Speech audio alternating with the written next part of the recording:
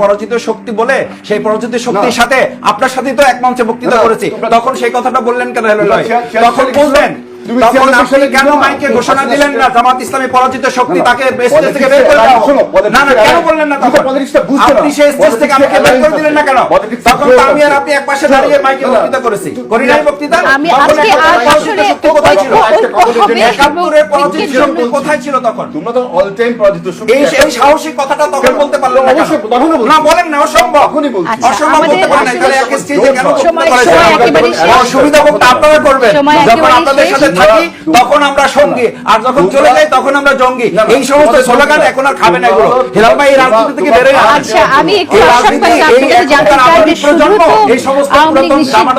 আওয়ামী লীগ নিষিদ্ধ এই কারণে কিন্তু আওয়ামী লীগ পালাইছে, আমার কাছে একটা জিনিস, এই কারণে আওয়ামী লীগ পালাইছে। এই সমস্ত কথা আর বললেন না, তোমাদের এই সব কারণে আওয়ামী লীগ পালাইছে। আপনি যদি এই একই কথা বলার কারণে পালাইছে।